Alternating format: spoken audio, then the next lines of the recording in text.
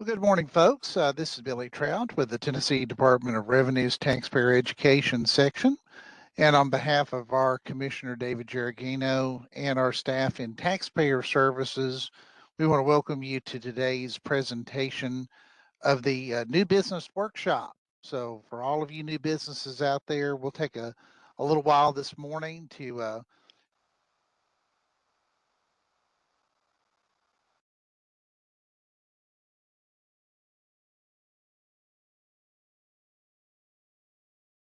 going. Mr. Jeremy Kane is here. He's in our taxpayer education section. So Jeremy, welcome. Glad that you're on board with us as well. Good morning, morning, sir. Billy. How are you doing today? We're good. I hope you're well too. Yes, I sir. am. And also we have Mr. Dan Vincent, who is our Assistant Director of Taxpayer Services, and he'll be monitoring chat today. So we certainly appreciate your attendance. We have other people that will be joining us as we get along or go along here, and folks are popping in here left and right. So we have quite a few people attending today, and there is a lot of information to go through. Going to share some information with you as we get going. You registered obviously for the new business workshop online, so we'll be referring to a lot of information that's on our website. I'm going to be sharing my presentation with you. We had a little bit of a technical situation this morning that we are working through, but I think we've got it worked out to where you can see the information. We put a link in the chat that to the PDF file. So we want to make sure that you have the opportunity to go out there and get this PDF. But I thought maybe I'd take the first couple of minutes here and show you how to do that on your website. So you should be able to see my screen here. Now, let me blow that up a little bit for you. So if you go to our website at tn.gov/revenue and you go down here to taxpayer education, click on that, new business tax workshops, and then click here to download the participant guide. So we have this information out there all the time. You're most welcome to go through your information this way and follow along with us if you want to. So that'd be great. So at any rate, I wanted to show that to you and go ahead and leave that as a little bit of housekeeping for you. So again, people are still joining us, but I'll go ahead and begin the very first part of the presentation here. Okay, and Jeremy, I'll ask you to confirm if you can see my screen properly. Yes, I sure can. And that changed, correct? Correct. Yes. Absolutely. Look at us. We're smarter than we think we are, Jeremy. We're doing good. All right.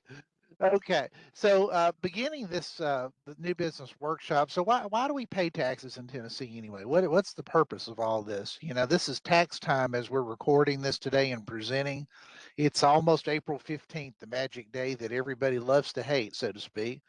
So we are certainly glad for all of you as Tennessee taxpayers and business owners that you're participating in the process.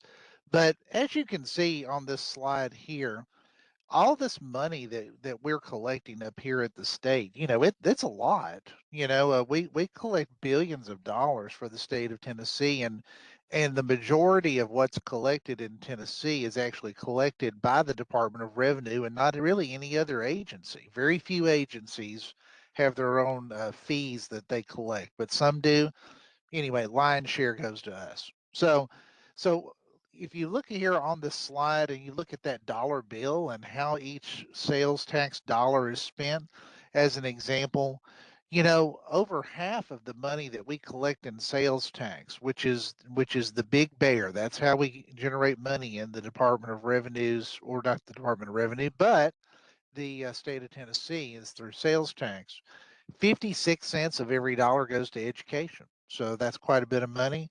And then local governments get about 16 cents. So that's to fund the counties and the cities that are out there to make sure that they're taking care of you as well.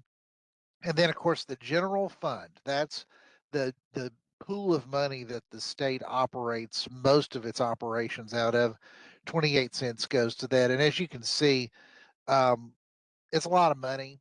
You look at that pie chart there that's we've kind of got there. You look at sales tax for the fiscal year 24, which is a couple of years back now. You're looking at $14 billion in sales tax was collected. That franchise and excise tax, which we'll probably briefly mention today, that's based on corporations and also LLCs and the like amount of money. And then you see all the little other pieces of that here. I have a lot of the other different tax and um, a very slim piece in 2024 was income tax. Now, we used to have an income tax in Tennessee on certain types of income, but that was repealed a number of years ago. So the residual filings of people who were late filers and things of that nature show up on here, but barely. Okay. So notice motor vehicle in here too. You know, the Department of Revenue is also responsible for title and registering motor vehicles. So since Jeremy and I didn't have anything else to do, we we maybe we'll start uh, helping the folks in our vehicle services department with that. But I kind of doubt that we'll have time for it. There's about the last I heard, it was something around 8 million vehicles registered in Tennessee. It may be more than that now. As you know, we're growing in Tennessee. So there's quite a bit going on with that. So, anyway, uh, we here in the Taxpayer Services Division, what we do is we provide customer service. Okay, we're out there actually answering your questions, providing these seminars and webinars and workshops and things of that nature. And we're answering questions. This time of year, we're answering a whole lot of questions for people trying to file tax returns for the 2025 tax year, which is the due date coming up for a lot of these is next week. And of course, registration, we'll mention throughout the day how important it is to make sure you get the right kind of tax account based on your business and what you're doing. And of course, not every business needs the same kind of taxes. And we'll be talking about that as well too. We provide some excellent customer service through our call center. We're going to make sure that you have our phone number so that you can reach out to us. We do something that may be unheard of in government in other places. If you call us, we will answer the phone. Isn't that something? Jeremy knows that. He kind of came up in our call center operations, and he and his team were instrumental in us getting through some of our other filing seasons. So we're going to be challenged next week, that's for sure. But at the same time, these folks do a great job. And then, of course, exemptions. And whenever you can be exempt from a tax, you should be. And we can walk you through that process as well. Okay. So let's go ahead and talk about a little bit about what we're going to be doing. We're going to kind of do this in three different pieces. We'll be taking a break about midway through as well.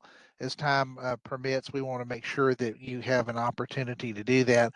And in the chat section, Jeremy and Dan are going to monitor any questions that you might have. What I might ask you guys to do is to kind of keep your questions pointed to the topic that we're talking about at that time. So if we're going through sales tax, probably want to give us sales tax questions, okay? And we'll probably stop and pause after each section, and Jeremy and I will come on and maybe talk about some of the issues that you guys have. One thing in chat I do want to mention, going a little bit early, going back a little bit here is make sure if you have any particular tax issues with us, like accounts and all that, please do not put your account number or anything that identifies your business in our chat. Okay. That's private information. That's your information. We're here for general purposes to discuss general topics. So please don't put anything private in the chat. Thank you very much for that. So once we go through this, we'll do these three pieces here. We'll talk about getting started, how to get tax accounts, and what this 10-tap system is, how you can get this information. Okay. All right. So let's talk about getting started. What do you do as a new business to get started? First of all, when you make that leap to start a new business, you're doing a very great thing. You are entering a world that is sometimes it's kind of foreign to you. You don't know exactly what you're getting into, but you kind of have a good feeling about it, and that's why you're starting out. A lot of people don't start out and do anything, so you're at least far enough along to do that, and that's very admirable. So, along with that, we as state government, we have the obligation to help you along in that process, and that's why we're here today. So, we want to help you get started on the right foot. So when you go to our website, and I showed you that briefly, you have that at www.tn.gov/revenue. When you get to our webpage there, you'll see we have a lot of information, and this is continually updated.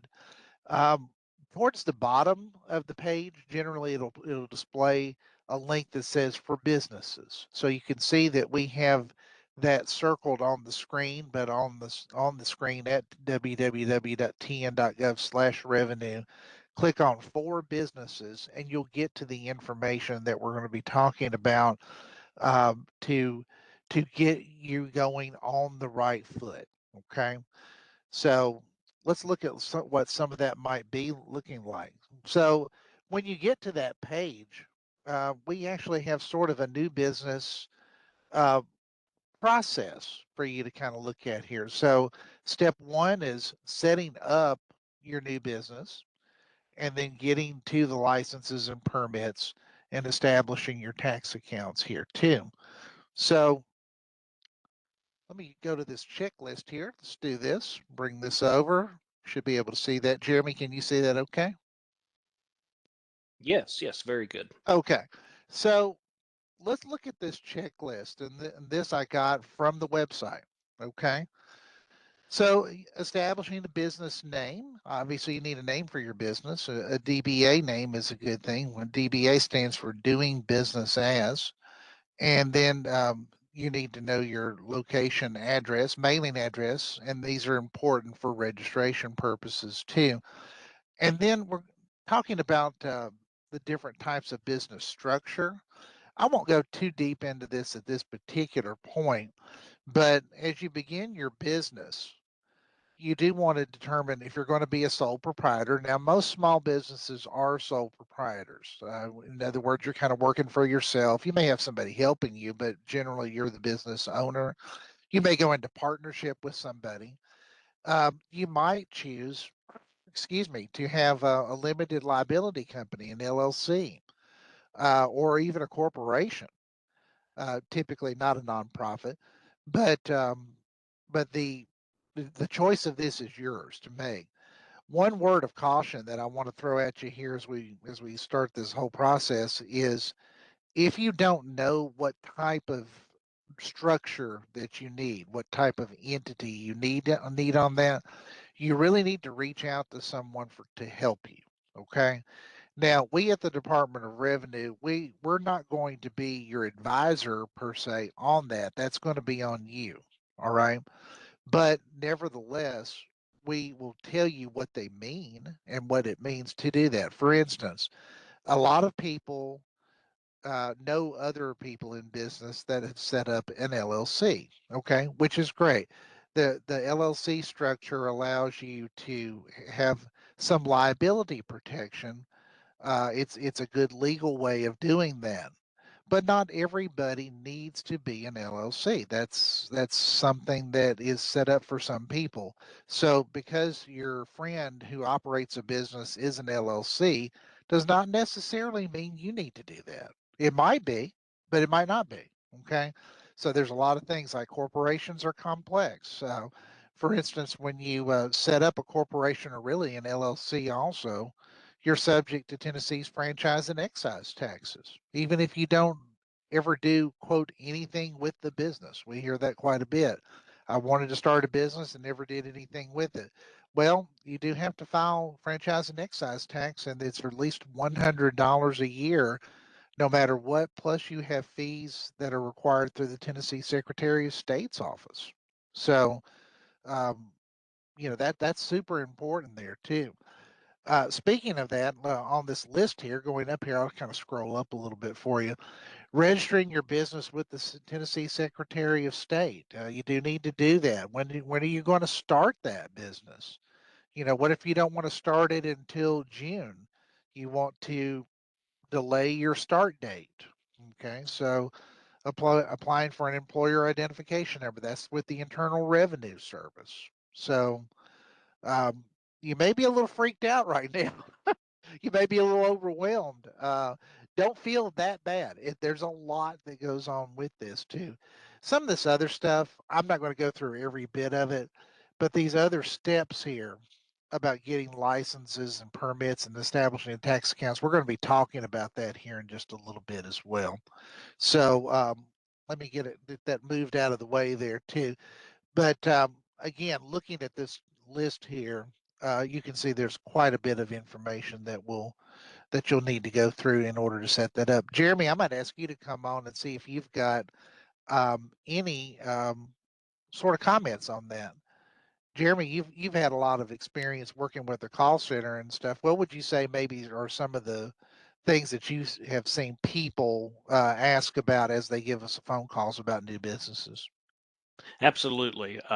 In the call center for 3 years, I've seen many people, and it's exciting. Some of my favorite people to talk to is people who are new to business. They're excited.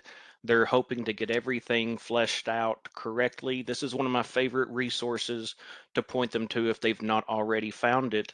The key thing, though, that I would advise someone when they are starting a new business, utilize this checklist and don't feel like it's a mountain of things to have to go through, because a lot of times most of these things, through the simple forms that we have on our website for registration, it doesn't take but just a few minutes to do. And so it's not going to be something as perplexing as what it can feel like at times. I think a lot of people, they do tend to go off of, word of mouth knowledge from someone else. But like you said, they have a different structure of business. Maybe they was in business in a different state. And so we want to realize, in the state of Tennessee, we've got our own tax laws. And it's, with the resources that we present to the people, the call center, emails, things that we do, it's really an easy thing to get set up. The clerks are very helpful. All the other departments of state are always very helpful. So you shouldn't feel anything that is too much, but it's always good to start off ahead. Don't wait till you get in business. Start it early. Get all this worked out. And then when it comes time for business, you've really got a very easy path to go down. Yes, I agree with you, Jeremy. And thinking about your business well in advance of actually starting the business is a great idea. The one thing I want to throw out there too, and Jeremy, you may agree with me on this too, is we've talked to taxpayers before that are like, well, I saw this thing online where I need to sign up through this particular company and it'll help me set up my business and set up my LLC and it costs $500 or Oh, whatever. yeah. Oh, yeah. And we're not disparaging particular companies or whatever. They can do whatever they want. It's not illegal, as far as that goes. But you know, if you come to us for help, we work for you. Okay. Yeah. So we don't charge you money. You're not paying anything to be in this presentation today, as an example, right? The only thing that we charge are taxes that are legally imposed, and our Secretary of State's office, which is an instrumentality of the state government, they have certain fees that are required to register and to also pay on an annual basis as well. But what we find is that a lot of these fees that these private companies are charging you are way, way more than what you would need to pay if you just did it yourself. Okay. Absolutely. So, I would advise you to be real careful about that. Okay. Jeremy, in the way that we're presenting today, I can't see the chat. So I was wondering if you had anything in chat that was coming up that was So anything. so far, I do not see anything that's Okay. came up to this moment. That'll be fine. We can motor right along. Just keep on going here. Okay. So, oops. All right. Licenses and permits. We're talking about this level of complexity again, kind of goes a little bit further, but this time of year, we get a lot of questions about business licenses and the possibility of having to pay that business tax. So, business licensing is done at local clerk levels, county and city clerks, like it says on this list here, too. And it does apply to most businesses. So almost all of you would be subject to needing a business license, assuming that your gross income was $3,000 or more in a year. All right. So that's important too. We're going to talk a little bit more in depth about business tax in a little bit.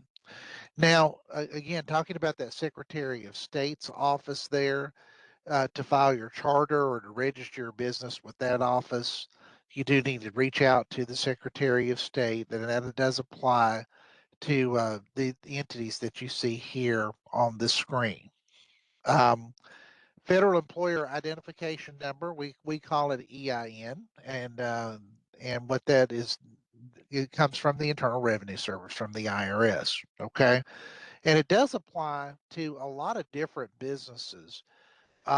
If you have employees, you're going to need to have an employer identification number, even if you're a sole proprietor. So you may want to think about that. Now, one thing, one helpful hint to bring up on this is if you go to the IRS's website at www.irs.gov and you type in a search term called SS4, which is Sam 4, okay? You can get to the part where you actually apply for this number. Now, what the best thing about that is that this process used to take weeks for you to get that number processed and through the mail. But you go online, you follow the instructions that the IRS gives you, and you will have your employer identification number probably within about 10 minutes, and on your screen will pop up the little letter that confirms your number, and you can print that off or save it to your computer. So it's very easy, very, very quick to do that. Okay, so you do need that in a lot of cases.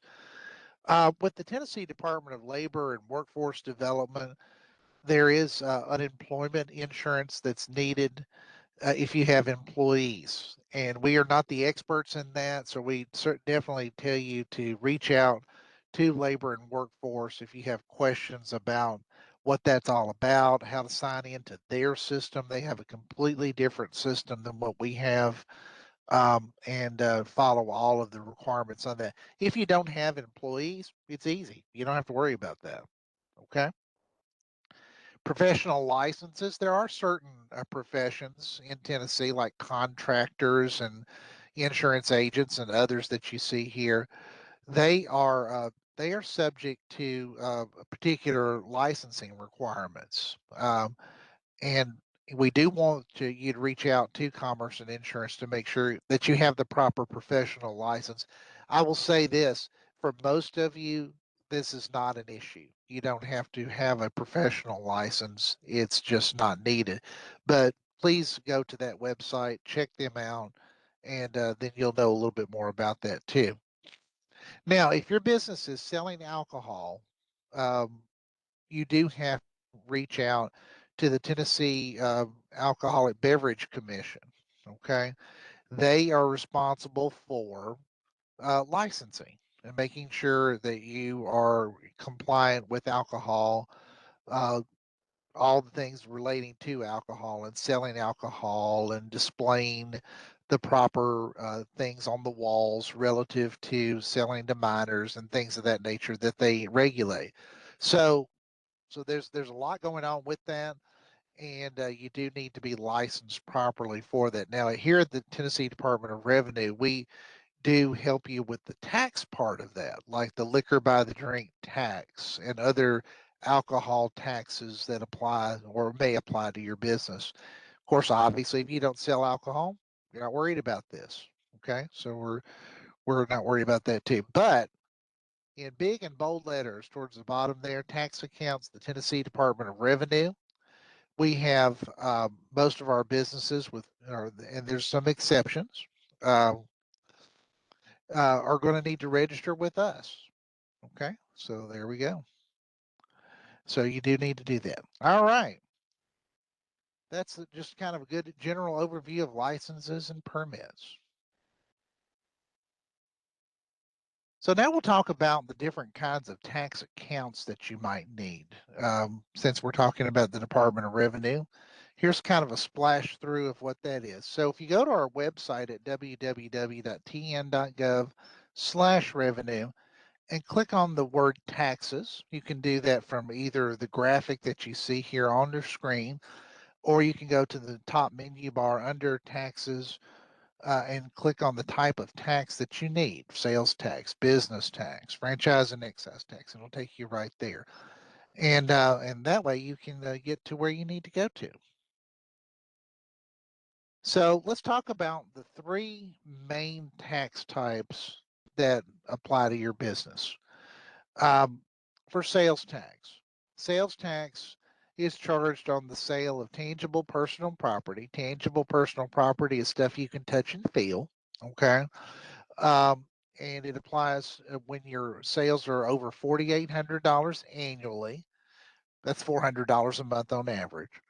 And if you happen to provide a taxable service, it's $1,200 in taxable services. Now, not many services are subject to Tennessee sales tax. So generally that $4,800 annually is what you're after. So if you're under that and you're located in Tennessee, you don't have to register for sales tax. You don't have to collect sales tax. And we're going to get deeper on that here in just a little while. Now, as it relates to business tax applies to the gross receipts that you get every year.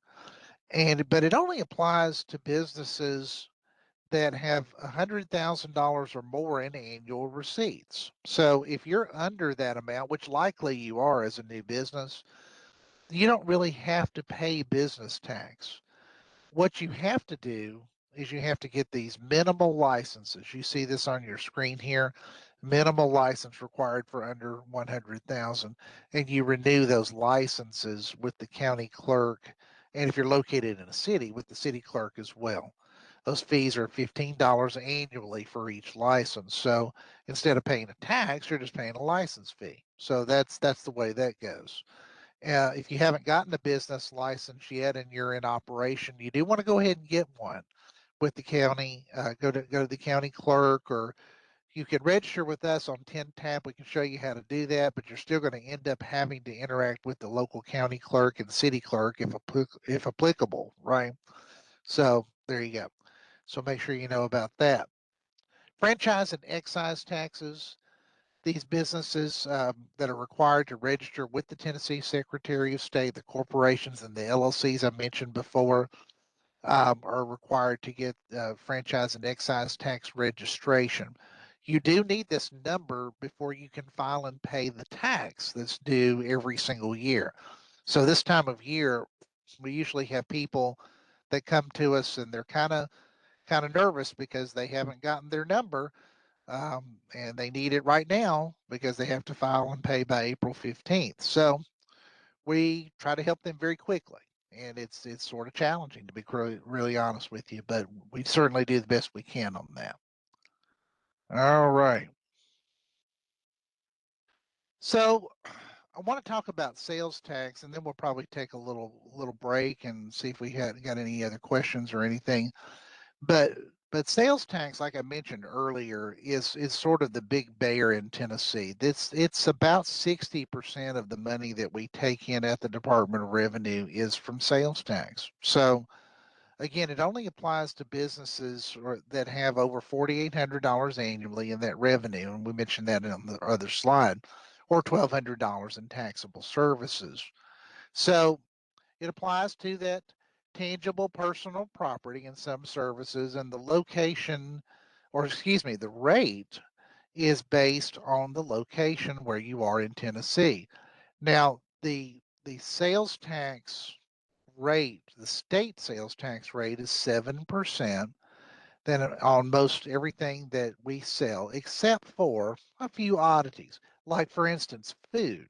Food has a rate of 4%, state rate. Okay. And then there's certain other charges. I won't mention too much of this, but water and electricity and some other things like that have some differing rates. But generally, 7% state sales tax on regular items, 4% on food. Okay. On top of that is the local rate. Okay. So based on where you're at, whatever county or city you're located in, there's an additional rate of tax that the local governments impose. Okay. And these can go anywhere from, say, around 1.5% up to 2.75. That's the maximum. Okay. So that rate applies as well to these items that you're selling or these taxable services that you're providing. Okay. Um, and then basically you combine those together and you come up with sort of a maximum rate. If you had 7% and 2.75, that's like 9.75%. So that's sort of the maximum rate that people pay. All right. And then of course you as a business owner, your obligation is to collect that money from your customers. Okay. Now, fun fact, when you register for taxes with the Department of Revenue, you're the business owner, right? So you have the obligation to file and pay those taxes that are required by law. All right. When you do that, um, we expect that from you. Okay. So if your customer doesn't pay you the tax for some reason, you didn't charge them or they didn't pay you or something happened, we're not going to go to the customer and ask them to pay it. We're coming to you and asking you to pay it. So you are the dealer under Tennessee law, and that makes you responsible for the taxes. So it's critically important that you get that right and that you're collecting that money from your customers. Otherwise, you're kind of left holding the bag. And that's not good. That could be really expensive real quickly. Okay. So we want you to know that that is a responsibility and we do hold you responsible to it. Filing frequency. Okay. Just talking about that for a second. We mentioned annual and quarterly, but typically it's going to be monthly. Okay. So sales tax returns are due each and every month, even if you have no sales. Okay. It's super important to know that. So when you register for sales tax and you say, my business is starting April 1st, it is. And by May 20th, which is the 20th day of the following month, we're going to have your sales tax return filed. What if I didn't have any sales? Well, we don't know that. We don't have a crystal ball. So since we don't know that, we need you to file the return. So you go on our 10-tab system and you uh, essentially walk through that and go to the sales tax area and you file the sales tax return. It'll even ask you, did you have any sales to report? What if you didn't? You just click on the word no. And no, it is. And then you essentially put in your password and sign the return and you're good. That's it. That's the end of it. So that's pretty easy, but it is super important. When you don't do that, we send out notices that have assessments on them, and it looks like you owe, major amounts of money, which you really don't owe. We just need you to file that return, get it right. We do have to charge a late penalty for every late return. So make sure you understand sales tax is due by the 20th of the following month after the end of the period, typically the next month. Okay. Um, and of course, under the notes section, there's lots of exemptions, and we could go through that and have a whole. In fact, we are going to have a webinar later on this month about sales tax exemptions. So if you're interested in that, you can sign up for that webinar. We'll have a sign up link available for that pretty soon on our website. And we want everybody who is exempt under state law to be exempt. We do want you to make that application because the state law provides for it. And the resale certificate. Uh, when you buy items that you're going to be selling in your business, you don't want to pay sales tax on those items that you're selling. So as a result of that, if you present your resale certificate to your supplier, they will not charge you the sales tax, which is perfect. You don't want that to happen. So make sure you're using your resale certificate and using it properly. Um, resources we mentioned here at the bottom, and we'll go through some of these resources in a little bit. The sales tax manual, and then of course we have a sales tax basics webinar, which includes the PDF part of that, as well as a pre-recorded video. So if you're interested and need to know how to file a return, we kind of walk you through that whole process there too. Okay, before we get going on that, Jeremy, I'll let you pop back on here if you don't mind, and tell me a little bit about what you're seeing there. Do we have any chat action or no? I am not seeing any. We definitely welcome any questions anyone may have, but I've not come across any questions yet in our participant chats. Okay, let me look at a couple things here real quick. Hang on a second.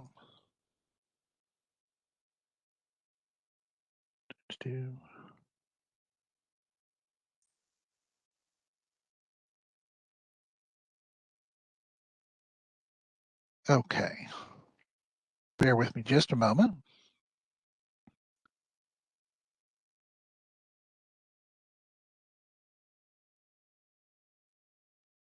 Jeremy, what are you seeing on your screen right now? I can see that we do have people sharing the emotion or reactions. I do see those reactions, but I don't see that there's any chats though. I just see that we have opened up the chat for conversation, but no one has interacted yet. Okay, that'll be fine. It appears that most everybody has sad crying faces as emojis. So I think they might be trying to put in chat questions and are not successful. Okay, well, we can adjust on that here in just a moment here too. So I'll tell you what we'll do. Let's go ahead and take a break real quick before we start talking about business tax and look at a couple of things here. So it is about 9:08. So let's come back about 9:20 and let's see if we can join you back here, and we'll see if we can talk about sales tax again, a little cleanup, and then we'll go into business tax. Okay. Thank you very much. And we'll go ahead and mute out and you enjoy your break. Thank you.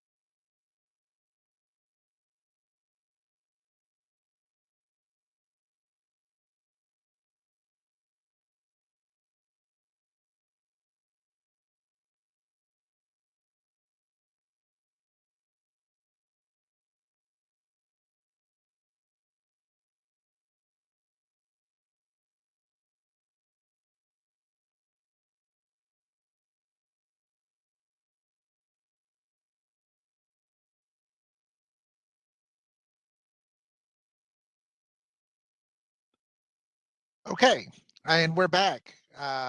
Good to be with all of you good folks again. Hey, guess what?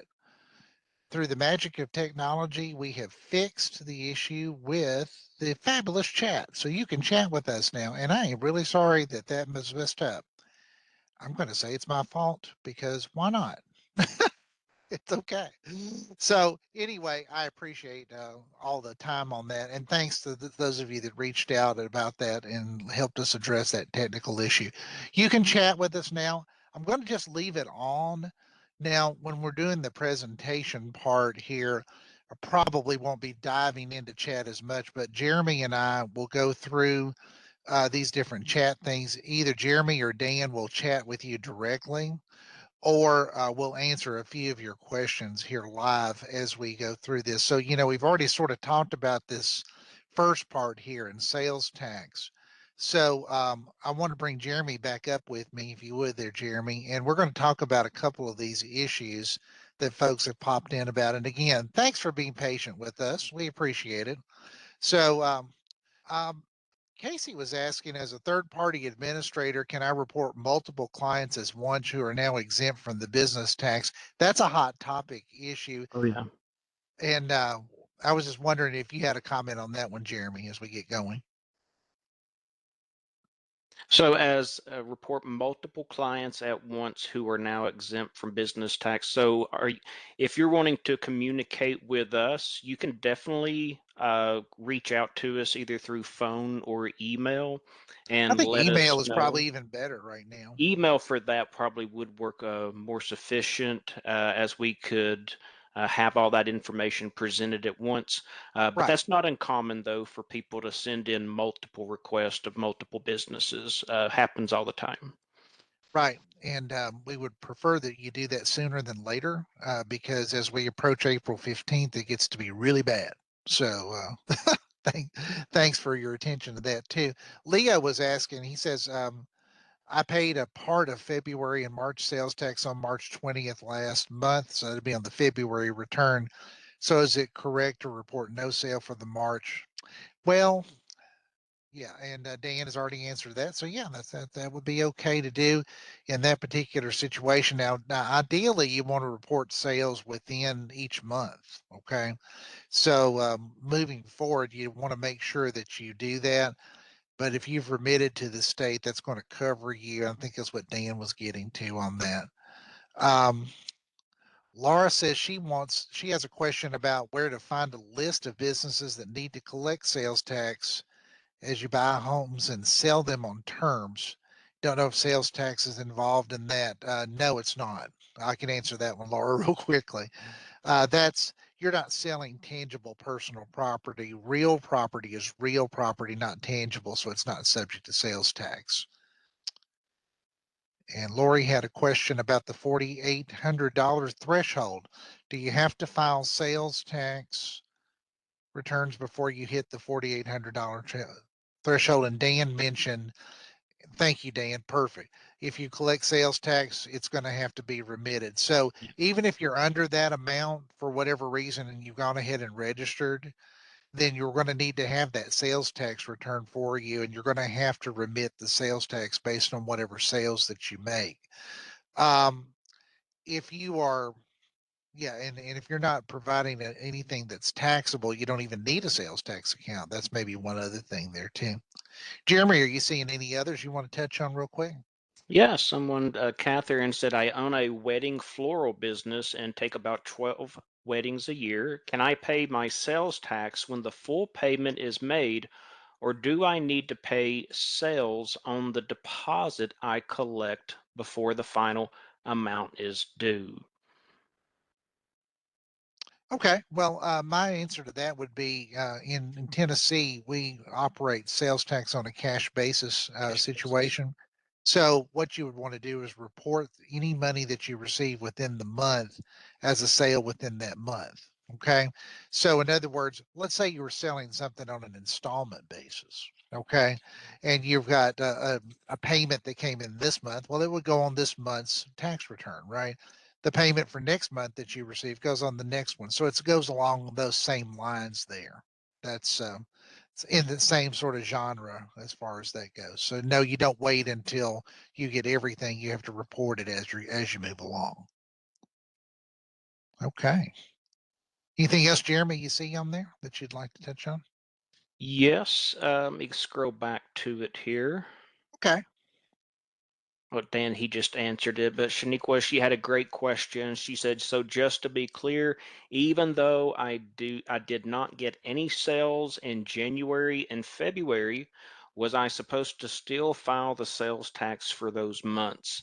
And I love the answer Dan gave. He says, "If you have a resale certificate, then we anticipate a return for or from you for each month, even if you have zero sales to report." And that's Right. just a common thing. Most people starting off, especially, they may not have any business that first 2, 3 months. They're still getting everything laid out. But that sales tax return, if that sales tax account is registered, it will be expecting those to be filed. That's exactly right. So let's talk about cause and effect on that. So say you don't, what happens is eventually our computer says, wait, you didn't file for this particular month. So we send out a letter. It's called a notice of proposed assessment, and there'll be a large amount of money that they're assessing on that. We don't want you to pay that. What we want you to do is to file the return. Okay. Even if it's zero, well, that's what we need. So you would go on the 10-tab system and file that return. That would take the assessment away. That takes that away. And then there'll be a penalty charge because it was a late return. Our minimum penalty is $15 for each late return. Okay, even if it's zero, there's a proportional penalty based on tax that might be owed. But if you don't owe any tax, we can't charge that. We just have to charge the 15 minimum. Good news on that, excuse me, if you make a mistake, on 10-tab, under the additional actions link on your account, you'll find a link that says petition for penalty waiver. So you can actually click on that, and Jeremy knows too. We get loads of petitions for penalty waivers, and those go Yes. to a particular unit that works on those. And we are most happy to consider these requests. You know, we don't want anybody to be left high and dry. Of course, not every petition for penalty waiver is approved, but quite a few of them are. You know, so you want that opportunity to waive that penalty where you can. Okay. I'm looking at some of these others here too. We're not gonna be able to touch on every one of these, and we're gonna tell you how to email those in to us as far as that goes later on too. And of course, 10-tap is where you're filing this. We're going to talk about 10-tap in just a little bit. Okay. Anything else you want to touch base on, Jeremy, or we want to move on to the next question there? Billy, you may not know the answer to this right off the top of your head, but there's been a couple of requests for us to go over the sales tax return itself and how to file that. Obviously, we're not going to do that today, but do we Right. have a webinar? Do we have Yes. a webinar Yes. just on filing the sales tax return? Yes, sales tax basics. We have that, and that's out there. It doesn't cover every nuance of everything that you need to know on that, but it does give you kind of an idea of what that looks like. And we hope that you can go out there and get that. You can search in our video library under webinars and find that information. So yeah, absolutely. And yeah, we can talk about that. And again, if you have any questions or concerns about this, we're going to give you our email address and our phone number for our call center. We want to help you get through all that process, particularly as a new business when you start off on the right foot there too. Here's an interesting question. Most of my customers are tax exempt. Do I need to collect and file their certificates with the state? Collect? Yes. Mm-hmm. File with the state? No, we don't need that. But you would want to keep a record of all those. So if somebody gives you a resale certificate, somebody is a nonprofit organization and they present their tax exempt certificate, that kind of thing. Yes, you do need to keep those, keep record of those. Absolutely, there too. And Gloria asked a question about she's registered as a cafe, but the clientele is small, making $250,000 a year. Can change it to a corporation instead of an LLC. Not in what we're talking about right now. Okay. We can talk to you about registration issues here in a little while too. But yes, the answer is you can change it, but it's a little bit of a complicated situation. So yeah, the answer is yes with an asterisk. How about that? Okay. Okay. How about if we just keep going? What do you think, guys? Everybody good with that? It Jeremy, sounds what do you think? great. I think that sounds great. We got a lot to cover with business tax. A lot of people definitely utilize that one if that's where we're moving next. And so I think that'll be a good topic. Yes, that's what we want to do. Give me just a second here. Pull that up. Jeremy, we looking good over there, buddy? Oh, wait. This is a fun day. Let's talk about business tax basics. How about that? Does that look okay? Can you, Jeremy? I can't hear you. You're muted. I'm not seeing it if you're sharing it. Okay, business tax basics you're seeing on the screen? No. What are you seeing? I just see our cameras. I just see your happy face, Billy. That's all I see. Okay, we'll try something different. Hold on a minute. Let's try something completely different. Hold on just a moment. There we go. That's it. Perfect. Okay. I think today, Jeremy and Dan, we're needing the plan C and D. So we're going to go back to the basics. Business tax basics here. Can you see that slide okay? Yes, very good. Some of these graphics at the bottom you can't see, but I'll refer you guys to our PDF on our website that has this information printed on here too. We found that we had a little display problem today, and I apologize for that. We tried to resolve it before we began the webinar. But let's go ahead and do this today so that we can leave chat on and then we can make sure that we get through all of our material. The business tax basics, it does apply to businesses like we'd said earlier with $100,000 or more in annual gross receipts. And of course, when you do this, you have to register by location. So you may have more than one location of your business eventually. And you want to go ahead and register each location with us using our 10-tap system.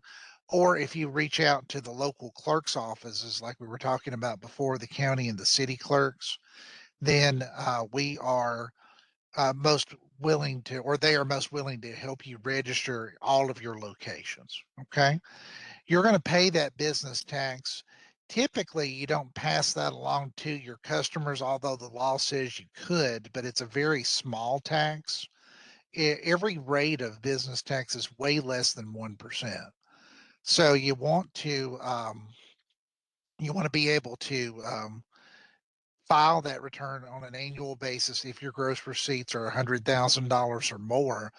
But as a small business, I'll bet most of you out here are under that 100,000, and all you need is that local license. But if you did have to file, it's due by the 15th day of the 4th month after the end of your fiscal year. So most of you have a fiscal year ending of December, if you don't know that already. So April 15th makes that the magic day. So we certainly need everybody to file and pay that's required to by that due date of the 15th day of the 4th month following the end of their tax year. Okay. And then of course, the notes section here says that this closely ties with the local standard business license. Of course it does. They're married. So the clerks help us with that, and we help them through their process, and we're interacting with them on a daily basis about business tax. So just wondering if we have any business tax questions. Lori asked a question here in chat. I just saw this come up. Why is business tax applied to cash flow versus profit?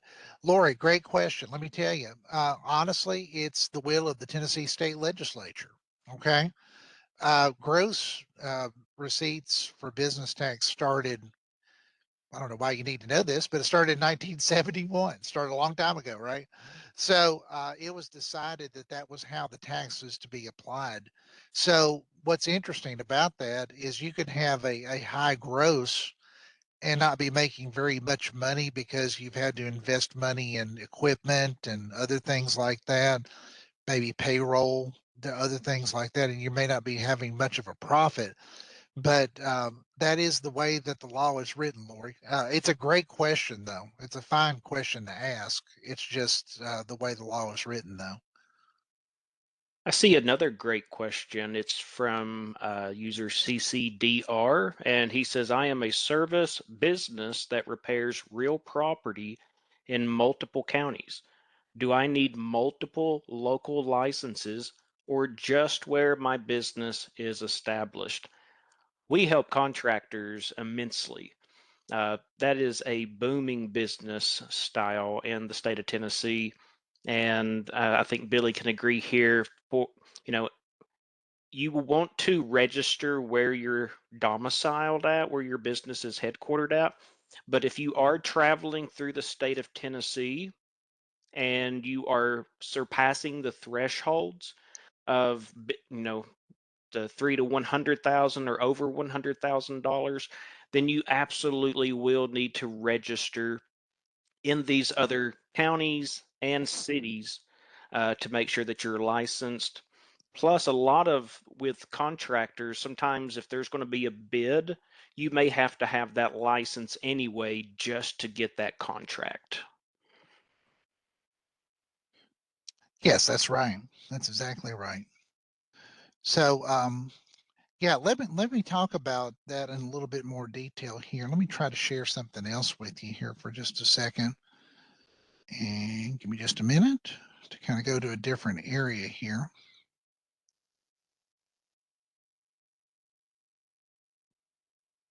Okay. Jeremy, did your screen change there, sir? Yeah, I see your checklist. Okay, let's go somewhere else. I want to show you a couple of things on the website here real quick under taxes. So if we look at business tax as an example, you guys can see that, Jeremy, you good on that one? Yes, sir. Okay. So, this is giving you a lot of the information here too, but I was going to show you that classifications are important. Okay. Jeremy mentioned classification 4, which is a contractor. Okay.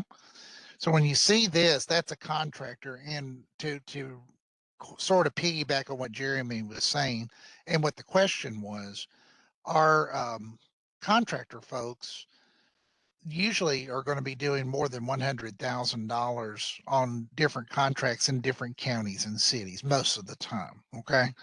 In gross income, not profit, right? So they find themselves registered in many different counties and cities. But let's say you're a service-based business, so you're classification 3, and some of these other businesses that are listed here are classification 3 also, but classification 3 is for service-based businesses. All right, like it says here, classification is for service. All right. So when you go to other counties and provide that service, let's say you're repairing tangible personal property, maybe you're an appliance repair person. Okay. So you go to Rutherford County, you go to Davidson County, you go to Coffee County, you go to all these other places. All that money is going to be reported back to your, like Jeremy said, domiciled location. Okay. So that there is a difference. So business tax is super fun because it's not always a one size fits all. Okay. So it makes it a little harder to answer these questions because it really depends on the type of business that you're in on some of that stuff there too. So I was going to show you under tax resources here real quick, our tax guidance, our tax manual for business tax. Jeremy, let's go through every page of the business tax manual. What do you think? I didn't know today was going to be so fun. That sounds great. We are not doing that. So anyway, I just wanted to show you guys, excuse me, as an example here. all the different types of information you can find about this. You're talking about a lot of history. You're talking about how to register. You're talking about how to determine your gross sales and all this. Again, one more time, if you're under $100,000, the great news on this is you don't have to worry about all this stuff. All you need to do is get that local business license. Okay. But super important. The link for the business tax manual, Catherine was asking, is on the PDF, or it should be on the PDF. But Jeremy, if you or Dan could put that in chat, the link to the manual, that would be super helpful. Yeah, It's there we go. right up here on my browser, but I know you can't do all that. If you just put that in the link, that'd be great, or the link in there. Yep. At any rate, not going through this entire manual, but just letting you know that there's a lot of resources here too. Talking about filing and paying when you have to, some of the different things, the sourcing. That's exactly what we were just talking about there. Okay. And then there's also exemptions like medical. If you're a doctor or a dentist, somebody like that, you're exempt. And then there's other things that are exempt as well. So anyway, just wanted to share that with you and let you know a little bit about that. Okay.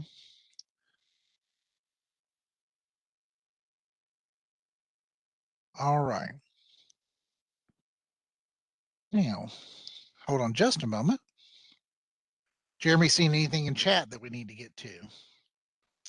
Morgan has a good question. It says, I have started a brand new optometry office and have not opened or done any business yet. I started my LLC in October and my fiscal year ends in December. I now understand I need to report my sales tax as 0, but do I need to pay any business tax yet? It would all depend, I think, on how what you have registered yet. If you've not completed any business up to this point and you've registered, with the Secretary of State, if you've registered your franchise excise tax account with the state of Tennessee, then obviously your franchise excise tax is coming due. But as far as business tax and sales tax, if you've not registered those yet at this point, you may not have anything due. But business tax for optometry, now that's going to be a great point. I just shared the link to the business tax manual, and this is why I just love this manual. I go to it all through the day. Chapter 8, exemptions and exclusions. And if I just go down to page 93, we find that optometrists, they do fall under a classification of those who are exempt from business tax. And so, but if you have registered a sales and use tax account, even if you've been doing no business, you may need to be filing a 0 sales and use tax return for those months that have elapsed. Yes, indeed. Absolutely. Absolutely. Okay. Jeremy, we should be back on the actual webinar slides there. Is that what you're seeing as well? I sure am, yes. Okay, very good. I'm going to go ahead and continue and bring up the wonderful topic of franchise and excise tax. Again, as we mentioned earlier, franchise and excise taxes applied only to certain businesses. And some of you have already asked a few questions, and we can go into that in chat now as well with you to a certain degree. We would never be able to cover franchise and excise tax even in a day. It's a bear. Okay.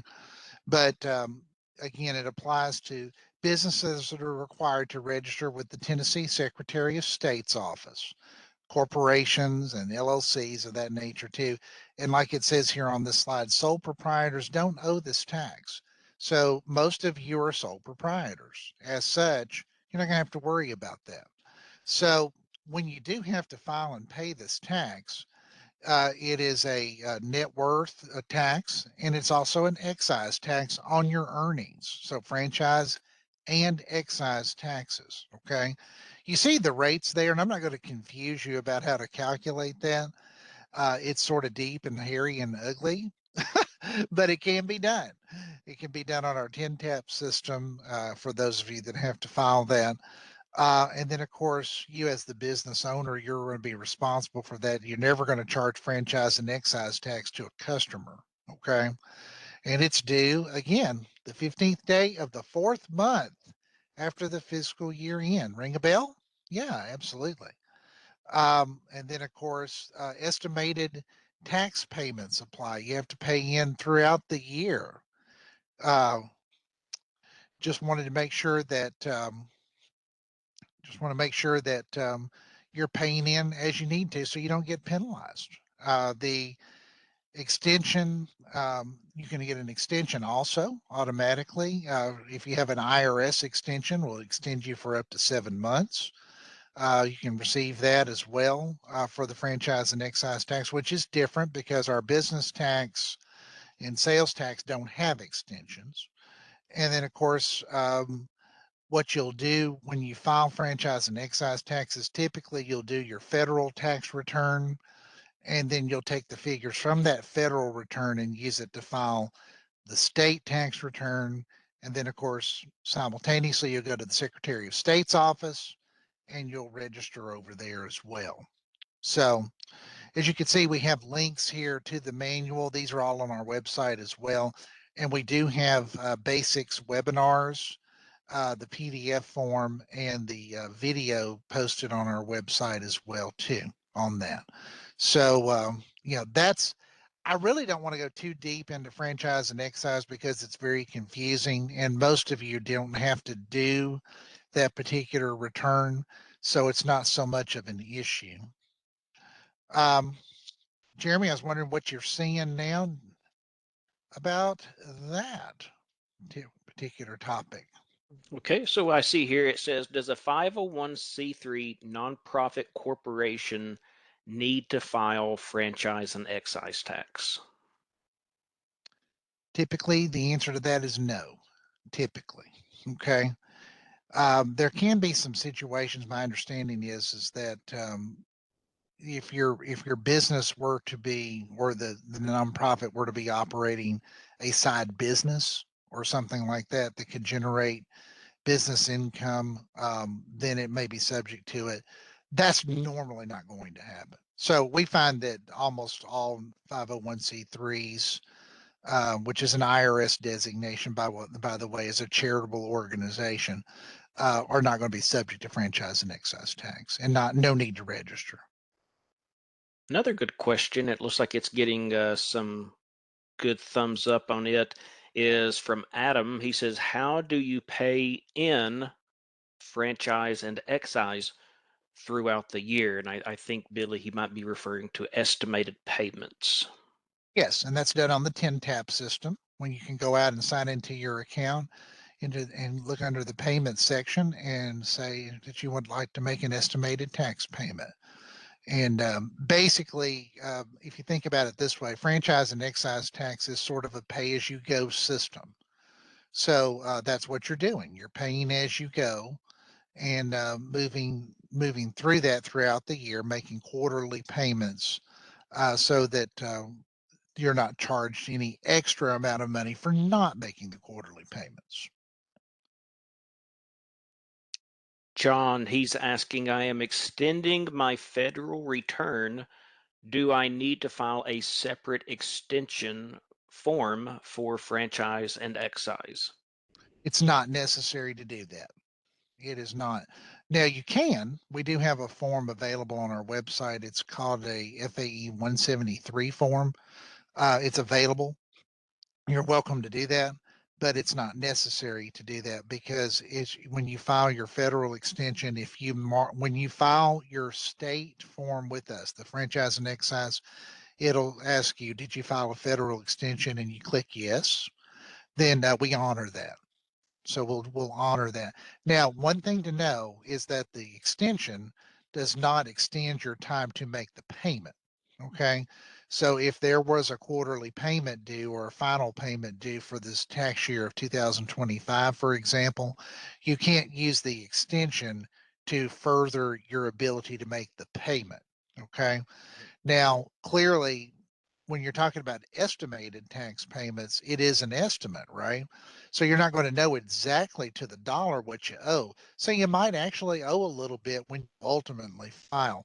That could be subject to a small amount of penalty and interest charge, but generally that would be, hopefully, knock on wood, something very small, because hopefully your estimated payments were in line and they sort of covered you, if that makes any sense.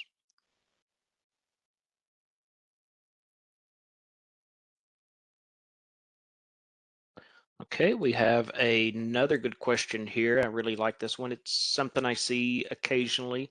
It's from Roger. He says, does a disregarded entity need to file franchise and excise tax? Disregarded entities have certain registration requirements, and typically they do need to file the tax return, but we do need to make sure that that registration is good.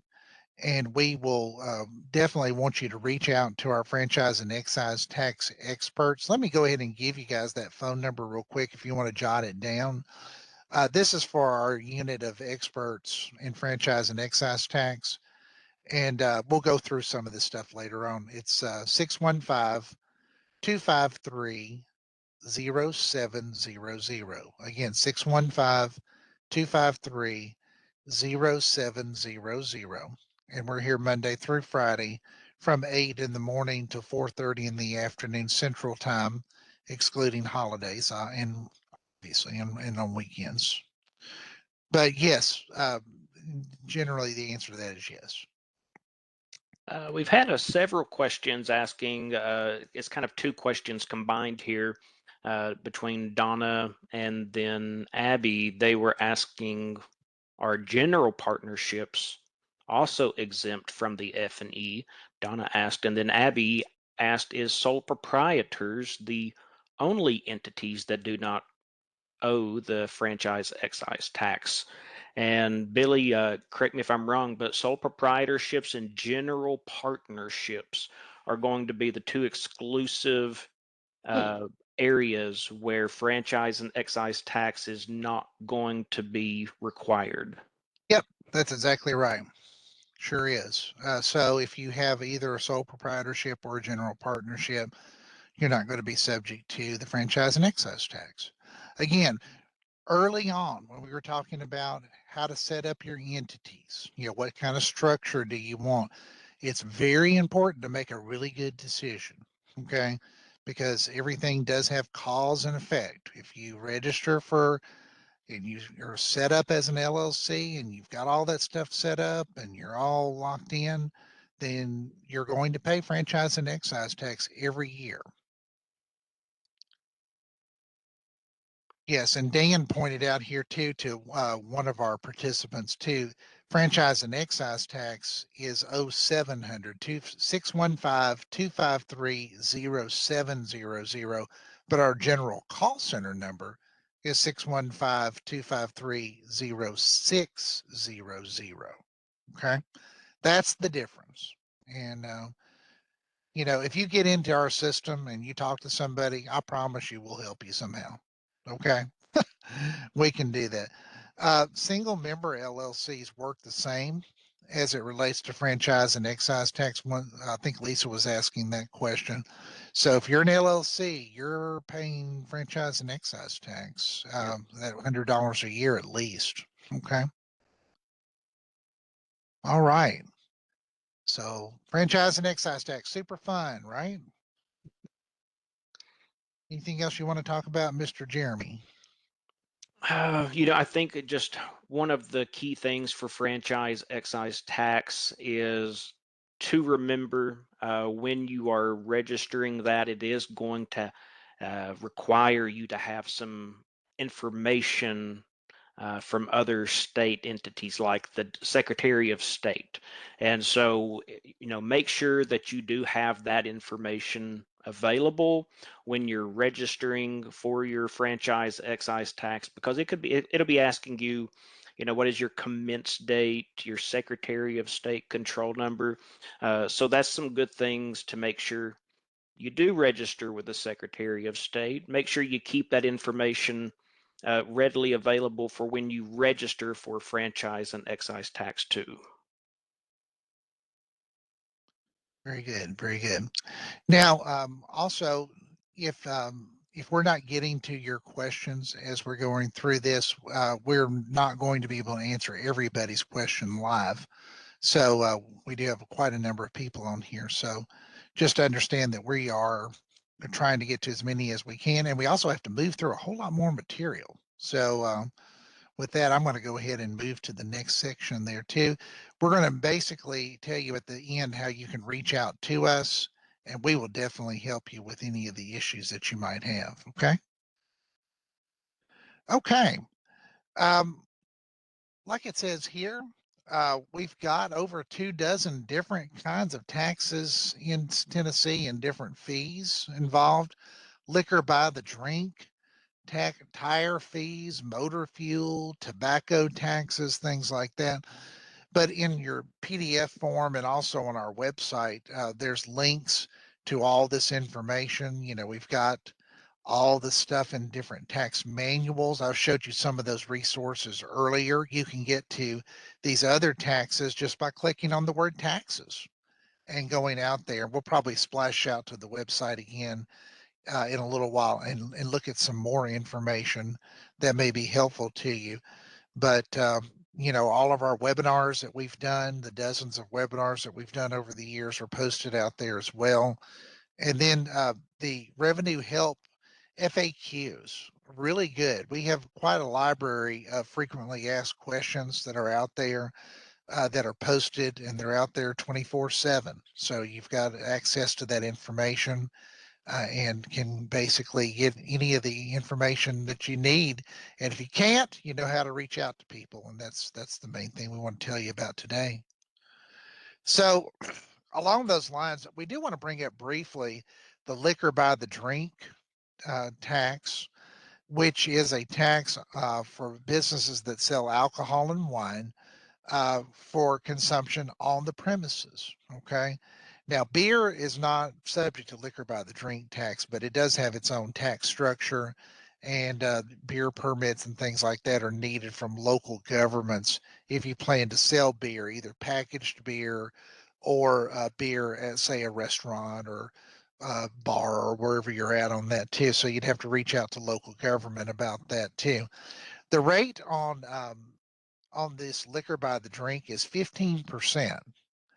And of course, you want to charge that to your customers, but you're going to remit that because you are the registered owner of the business and the dealer.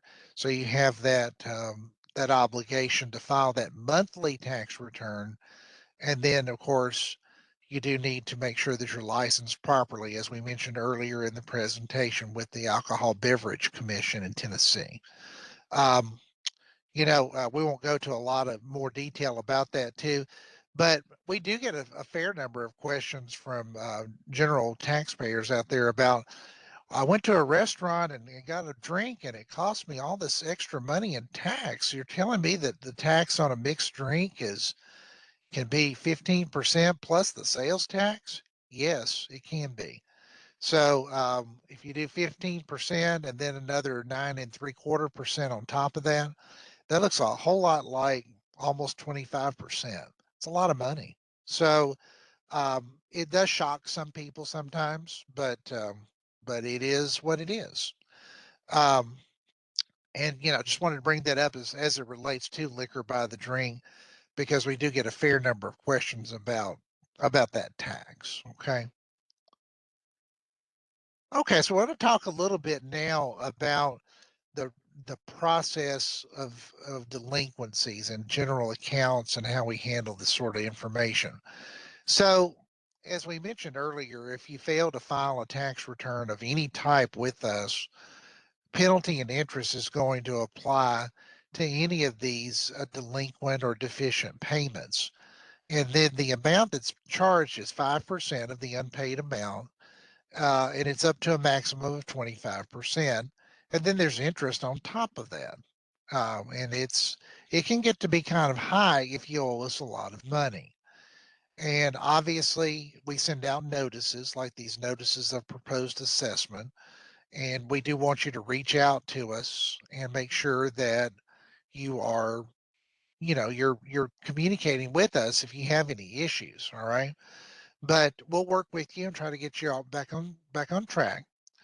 Um, but collections does get involved if you don't reach out and we don't have some action on this. So our collections division will be asking you to pay money if we don't get these things cleared up.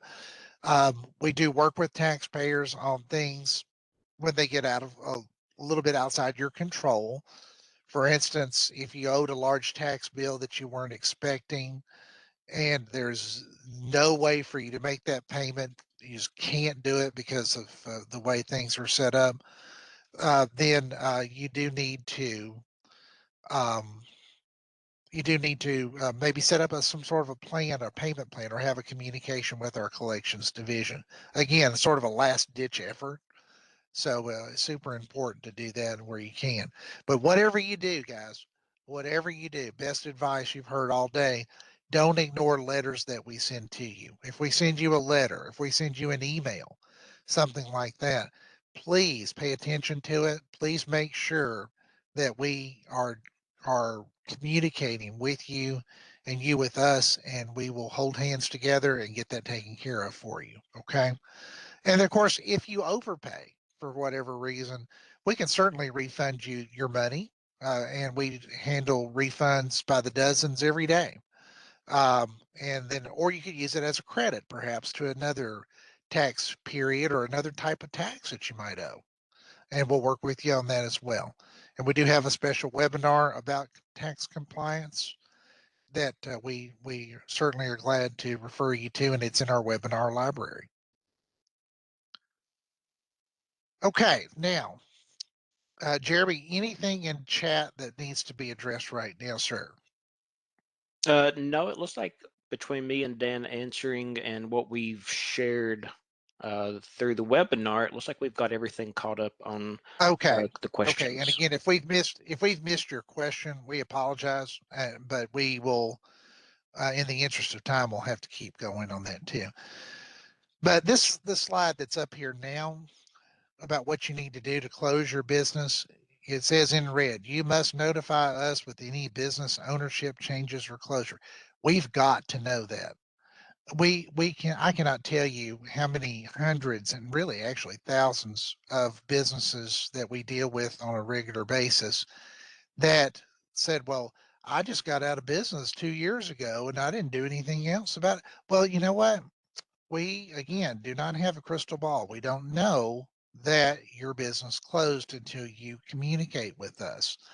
Best way to do this, go on to the 10-tap system and click that you want to close your business. Also, any unfiled or unpaid taxes have to be filed. Okay. So in other words, I closed my business. Well, did you file a sales tax return for your last period? No, then file it. We have to have that. Sounds sort of simple, but I cannot tell you how many times we deal with folks that haven't done that the proper way. Now, we're not mad about it or anything like that, and we help people, but at the same time, it is super important to do it right. All right, and you definitely don't want to have that hanging out over there. You certainly don't want collections involved. You don't want somebody levying a bank account because you decided it wasn't important to file that final return. Okay. It is super important. Okay. And we can make sure that you're closed out properly. If you reach out to us and you say, look, I don't know what I'm doing, what do I need to do? Let us know. And we'll say, okay, do A, B, C, and 1, 2, 3. And then we will do it. Okay. And to follow up on that, Billy, a Sure, lot of Jeremy. people also can be under the misconception that they can just step into their clerk's office and just alert the clerk that they're closing their business. And then, a year later, they get a letter in the mail from us and they inform us that they've informed them. But the clerk would not have the ability to close it like what we're needing it to be closed as. So that would always be important. Remember, if you have any tax account that needs to be closed, it would be the Department of Revenue. Calling us, emailing us, and the TNTAP website is crucial to making sure that all that gets closed. It can help avoid a lot of stress from proposed assessments, collection action, and anything else. And we, by all means, want to make sure that we help you avoid that stress. Oh, absolutely. Thank you. Thank you for mentioning that, Jeremy. Okay. And of course, we do have a webinar like we do for everything else about closing a business. And, people have staff changeovers, things like that, or whatever. Again, it is not a sin or a problem to have no knowledge of something. So if you're reaching out and talking to people, that's what we get paid to do. That's taxpayer services. That's what we do. So we help people, and we want to help you too. All right. Okay. Let's see about the wonderful TNTAP system. We keep talking about this thing. What is it? Oh my goodness. So we'll go into that. Jeremy, you want to explain to him? No, I'm just kidding.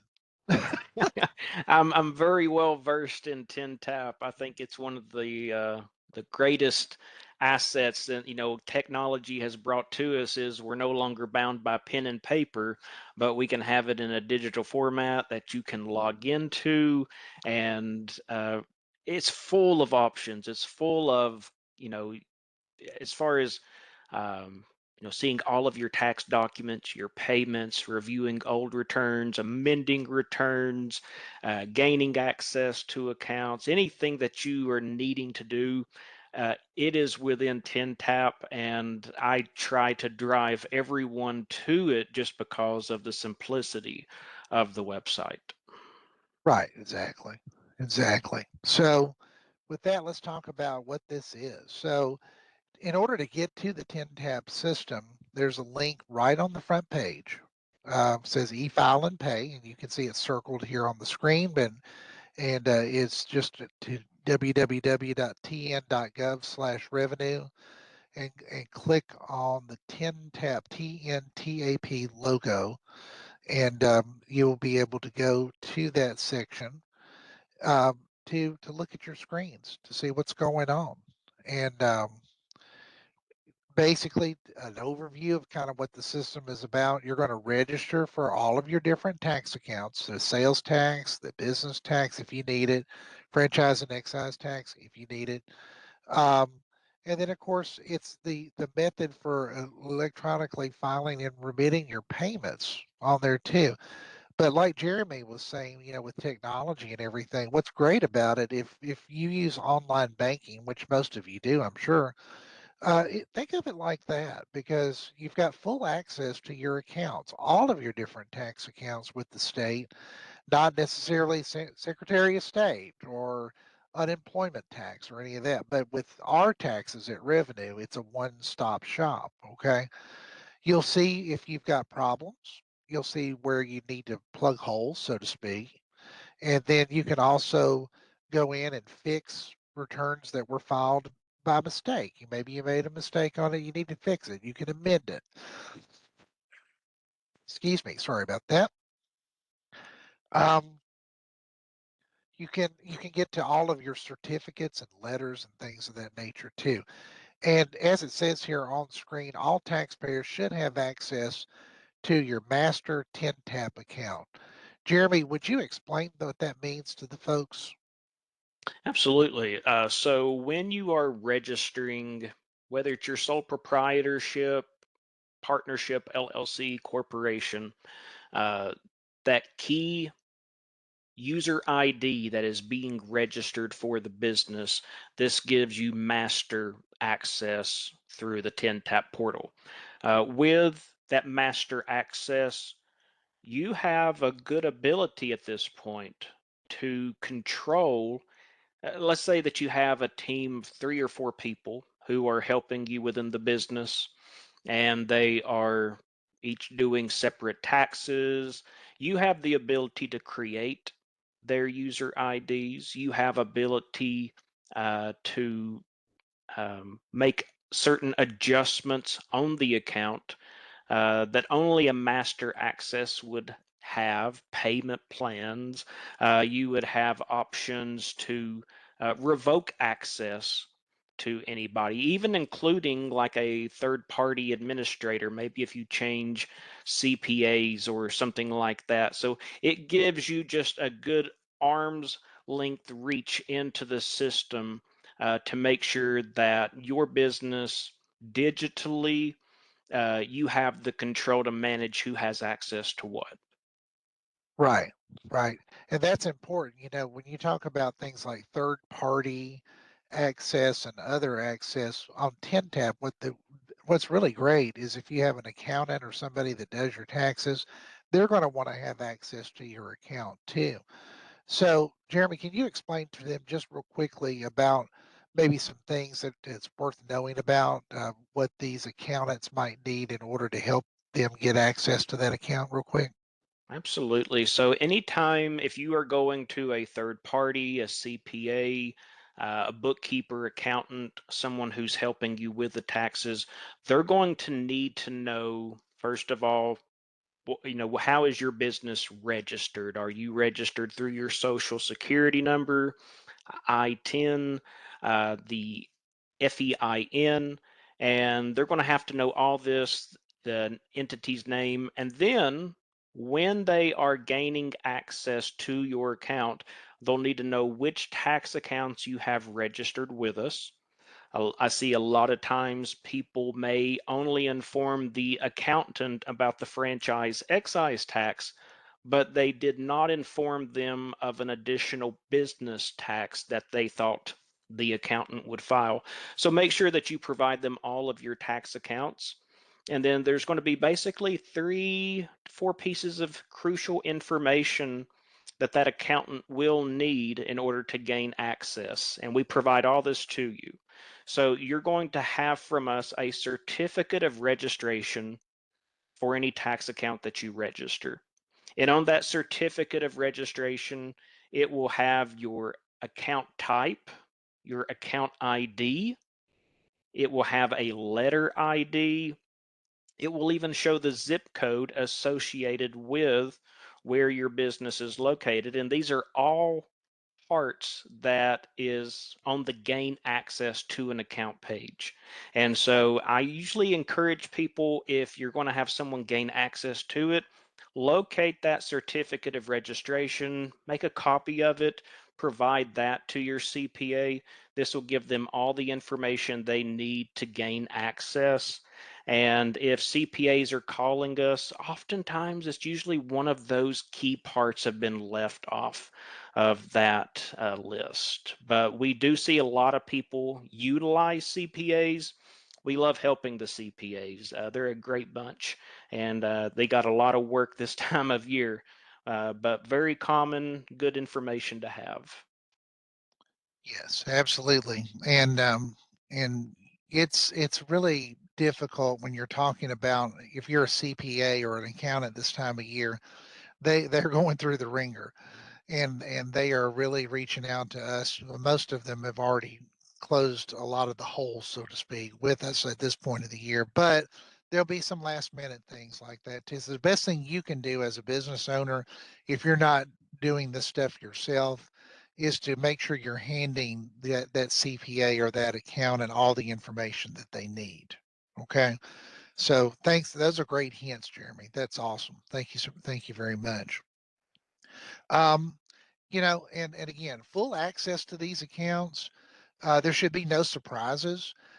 One of the other sort of oddities about TNTAP is that once you get access to the system, you do have to gain access to the account. So when you do that, it does require some of the account identification information, and that's oftentimes a little problematic.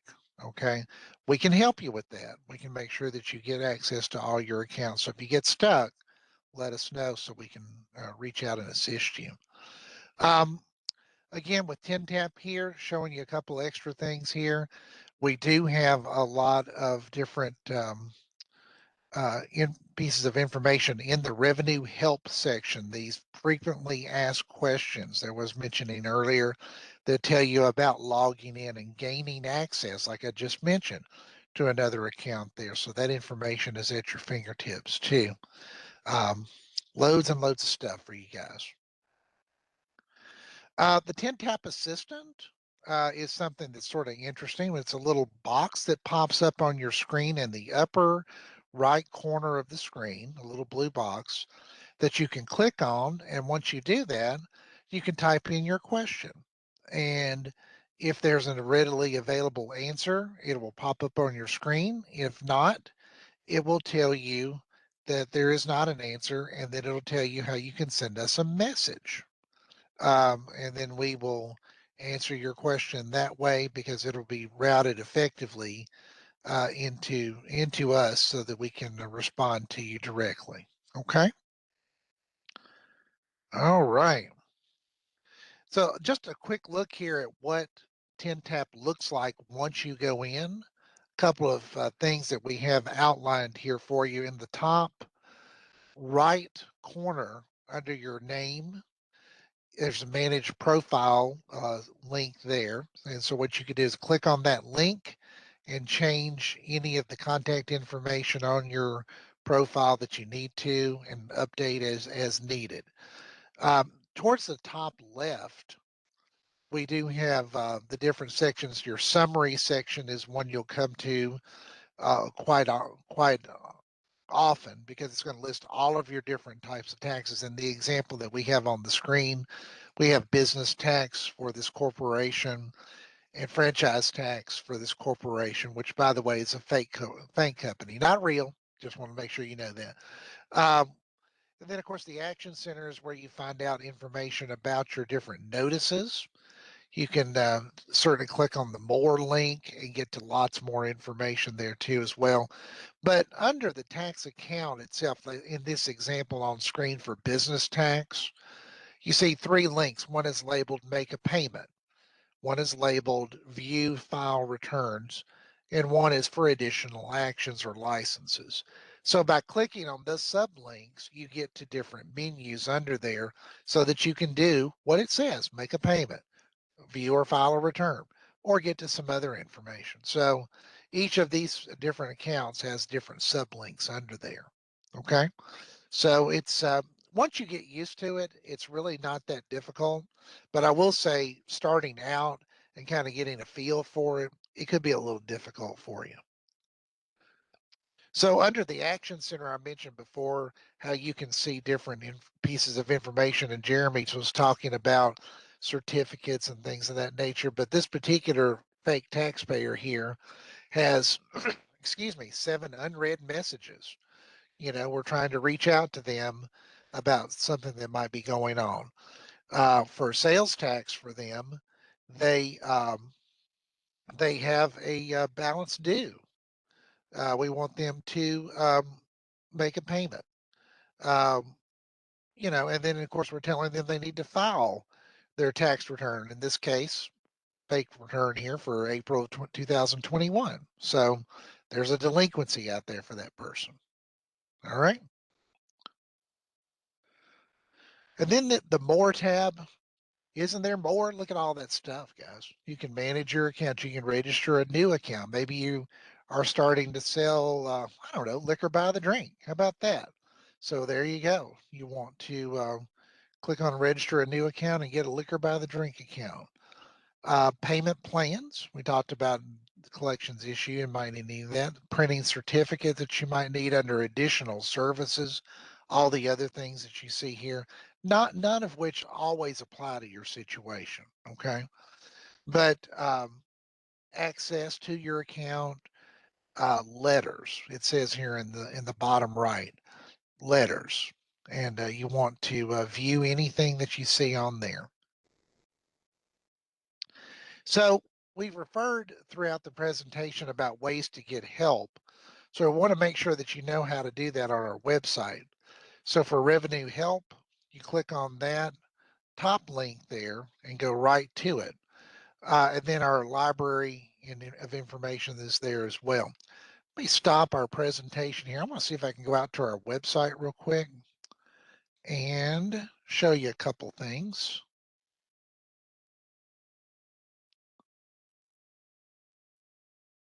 Okay.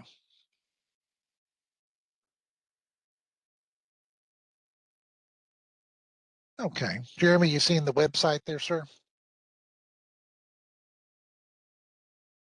Is that a yes? You were muted. I muted myself. Absolutely, yes. Okay. All right. Again, technology is not my friend today. So anyway, revenue help. Let me just show you what happens when you click on it. So if you click on that, you get to this web page over here. And I don't know. Let's see. We got a lot of different links to our frequently asked questions. Here's the ones about TinTab we were talking about before. Okay. So let's see. What if I wanted to get, well, here's some other things we've looked at before. How about tiny homes? That's kind of a fun subject. Yeah. What about how does tax apply to tiny homes in Tennessee? So you click on this, we have an article out there about this, and then you can learn about tiny homes. Awesome, right? Special tax rate on that, by the way. So not finding answers. Uh-oh, they didn't answer my question. I click on the blue box down here. Now it's not working on my screen here right now, but if you're not finding the answers, basically what it does is it actually throws you back into a situation that you could submit a request Yep. to have your question answered by good folks like Jeremy and maybe me if you're unlucky. But anyway, it's going to default to my particular menu for that. But you'll be allowed to put in your question. You'll be able to be real specific and put in your account related information. And that way you'll be able to interact with us and submit requests. Like if you've got questions about things we've talked about today, you want to click on this revenue help right here and make sure you email us and we'll be happy to answer your questions. Okay. Absolutely. All right. So with that, Jeremy, are you seeing anything in chat that's super interesting at this point, sir? And we've got several good questions answered. David, he asked, is boat upholstery service a tangible property? We know a lot of people do work in the service to tangible property arena, whether it's cars, electronics, boats, you name it. And so it's good information to know, and that's a whole topic to itself, is sales taxable services. But just a good piece of information out there. If you are providing service to tangible personal property, then it is a sales taxable service where, parts, labor, things like that, sales tax will be charged on it. Right. And I think somebody else had mentioned too, how do you file a tax return for previous months if you missed it? The quick answer to that is just to file it on TinTab. Yep. If it says that you need to file now, then just go ahead and file that. And then if we have to assess any penalties or whatever, we'll update that information. And then you can pay that at a later time. Typically, the next day it'll update and show you what you might owe if there's any penalty and interest charges. And then, of course, you could submit that penalty waiver under the additional actions link. And I think this person is having a question about clicking view files return. It doesn't show any of the months other than December. Okay, we need to look at your account. You want to reach out and give us a call or send us an email and let us take a look at that for you. So we appreciate that. Yeah, we'll help you. There's some reason that that's happening and we can fix it for you. Okay. So as you can see, we do have the link here on the screen as well that I'm sharing with you about how to get to our webinar video library. I think Dan has already mentioned that to several of you in chat as well too. You want to go ahead and click on that video library to get to some of the presentations, including today's presentation. for the new business workshop, which will be posted out in a few days out there on that too. But as we wrap up here, we want to share with you, how do you reach out and find us? You know, how do you find the Department of Revenue on social media and things like that? As you can see, Facebook, Twitter, X, all the other stuff here, we're out there on that. You can see that on the screen. Biggest ones on here are the website, which again is www.tn.gov/revenue. But our email address is revenue.support@tn.gov. So if you don't want to go into the revenue help and all that stuff online, and you just want to open up your email program and type in revenue.support@tn.gov and say, hey, I've got a question about whatever, and it'll go to us and we will reply that way. And it's fine. You can do it that way, no problem at all. But the tax helpline, the number for our call center is 615-253-0600. We mentioned it earlier. If it's franchise and excise tax related, the quicker, most direct route is 615-253-0700. Okay, and again, we're here Monday through Friday from 8 to 4:30 Central Time, and very, very, very glad to help you out. Okay. And then, of course, on our website, there's a link to all of our other offices throughout the state. Honestly, we'd rather that you call or email us with your questions, because we don't want to inconvenience you. As Yeah. you look around a little bit, you might find that gasoline is a little bit high. So you might want to stay home. You know, just saying. I know that Jeremy and I were talking about that the other day. It's like, hey, you know, we're gonna Yes. go broke here with all this stuff. So anyway, it's all good. So we are open to any other questions you might have for the next few minutes, and then we'll wrap up. So if anybody has any other questions that they want to type into chat, it's wide open for you. We got one from Andrew. He says, any advice or lessons learned for a S Corp LLC providing engineering services? Well, that's sort of an open question there, Andrew. I'm not sure exactly where you're going with that, but the LLC itself, of course, being subject to franchise and excise tax is the main thing to know there. Engineering services, I don't believe that engineering services are subject to business tax. So I think that that's a non-tax for you. And certainly sales tax doesn't apply either. So it sounds like franchise and excise tax for you, sir.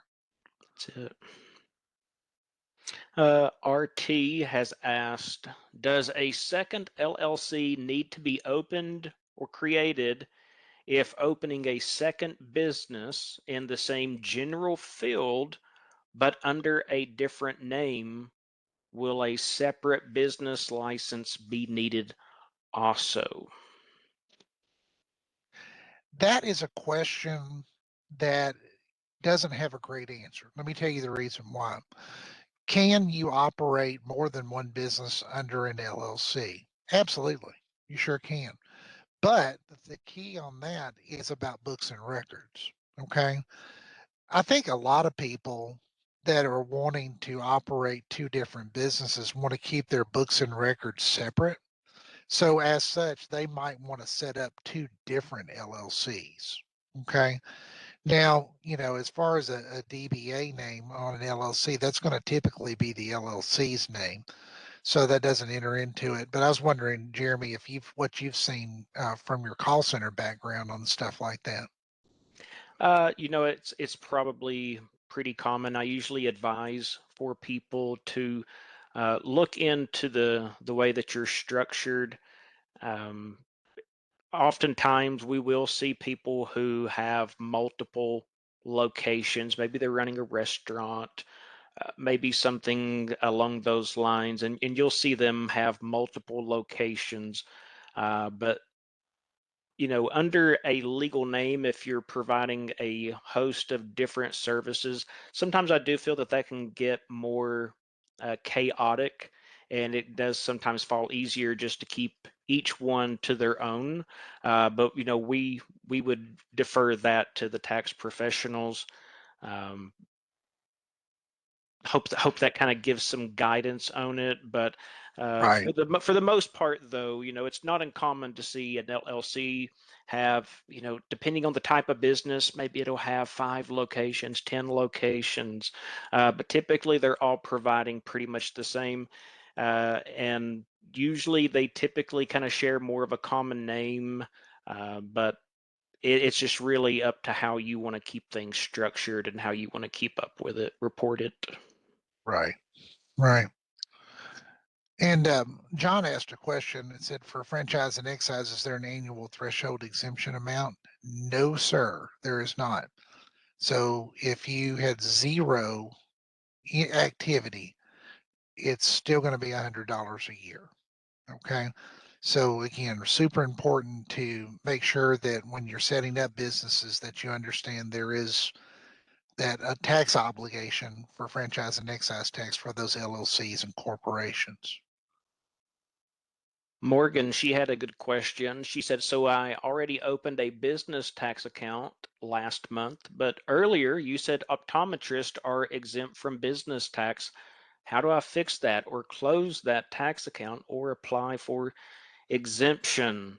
I'm glad you was tuning in today, Morgan. So with situations like this, I advise contact us, let us help kind of give some guidance through it. We definitely would encourage you to close that business tax account, but we would also want to ask, is there any other services that don't fall under the category of optometrist that is happening at that location?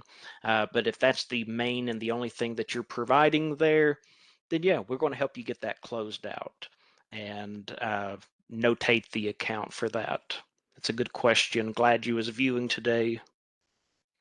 Yeah, but there is one key thing on that though too. So, excuse me, as an optometrist, Jeremy's exactly right. The exemption for the medical service that you're providing is exempt, right?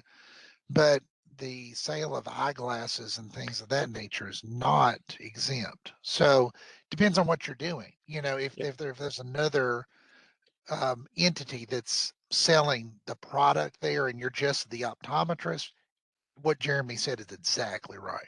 Okay.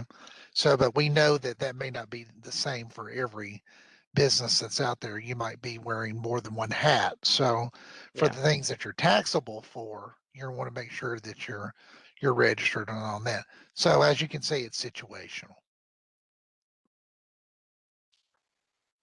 We have a good question from CCDR. It says, second question on use tax. Do I pay use tax on parts sold to repair real property instead of sales tax? And if so, is it based on the purchase price instead of the price charged? Yeah, I think I can answer that question. So you're talking about real property here versus tangible personal property, right? So with real property, you're considered to be, as a contractor, the user and consumer of what you're using to prepare the real property. So you're either going to pay sales tax to your supplier or you're going to have to pay use tax on that particular part, so to speak, okay, when you acquire it. All right. But what you don't do is you don't charge sales tax to that end customer. Okay. That's not anything that you're charging them. So this is about you and your supplies, if that makes any sense at all. Okay. So and it is not based on the price you charge them. Do not charge customers sales tax when you're repairing real property. That would not be appropriate.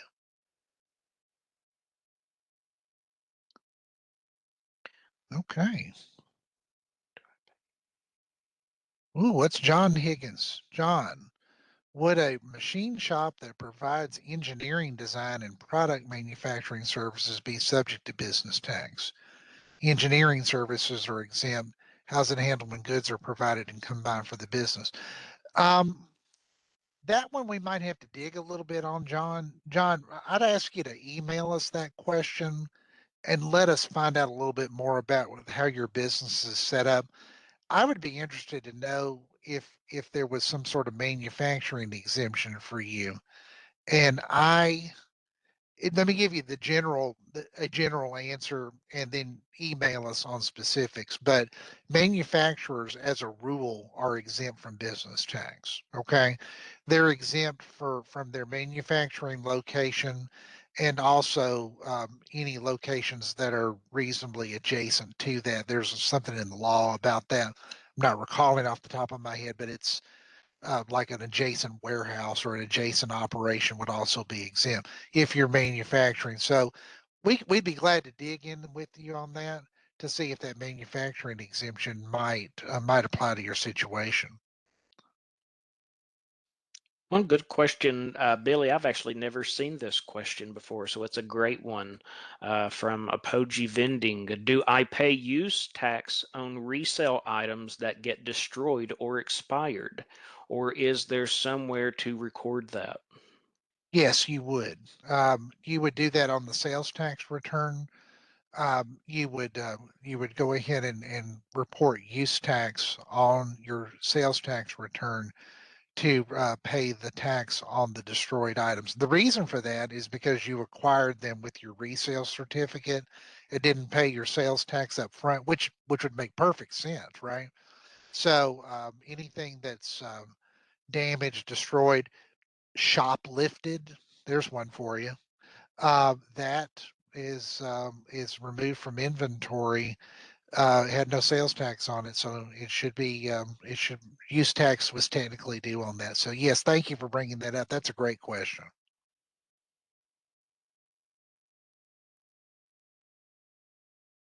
You guys have been a great group this morning. Thank you, and we appreciate your patience in dealing with some Very of our much. technical issues as well. We'll give you just another couple of minutes before we wrap up here. I just want to thank Dan and Jeremy for their support today. This has been a very fun event. We've had a good time with this. I'm not seeing anything pop up. Well, wait a minute. Wait. Thank you. Okay. Oh, here's something. Make custom wine glasses. If I have a resale certificate, does that mean I can take it to the store and what? I lost you Some there. wine glasses, they say. Tell me more. Okay, there they got Dan's attention now. So here we go, right? You may have an potential order here.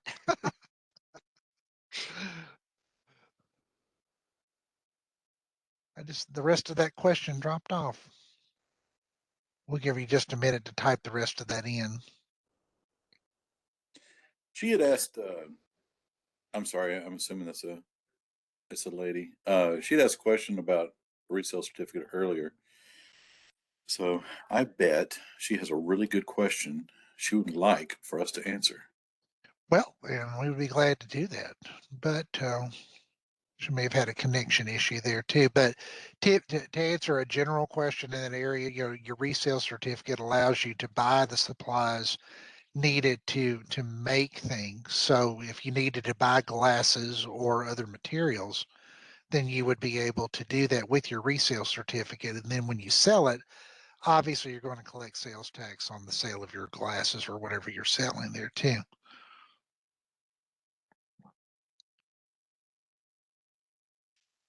Bill has a question. Ooh, nice. Sports memorabilia business. Sole proprietor or single member LLC. I think that's what you mean, Bill. As part of that business, I will be selling items purchased prior to starting the business and paid sales tax on this purchase. How do I approach the selling of those items? Yeah, unfortunately, Bill, there's not a way to go back and sort of be okay with the fact that you paid sales tax on those other items that are essentially in your inventory right now. Um, that's just an unfortunate part of the law. It doesn't allow you to say, okay, for these things, I paid sales tax on them, so I'm not going to charge sales tax. So you're sort of stuck, to be quite honest with you. And I hate to tell you that, but it's the truth. Great question, though. A fine question to ask. Yeah. Okay. Nikki said, I'm in transportation business. Does it is it included as exempt? Transportation, I'm not I can familiar tell with you, exemptions. I'm okay. And Nikki, I'm not sure if you're asking about what type of tax, but I bet you're asking about business tax. So if you're asking about business tax, transportation companies that do interstate commerce, okay, and you say passenger and medical courier. My guess is you're doing this in state and not necessarily outside of Tennessee, like a trucking company might go to all different states and that. So the quick answer to your question, and again, you're welcome to email us with details, but the quick answer to your question is it's taxable for business tax purposes. Now, again, $100,000 or more, right, on the tax. So even if you have to get that city or county and county license where you're located, then you want to look at it from that perspective.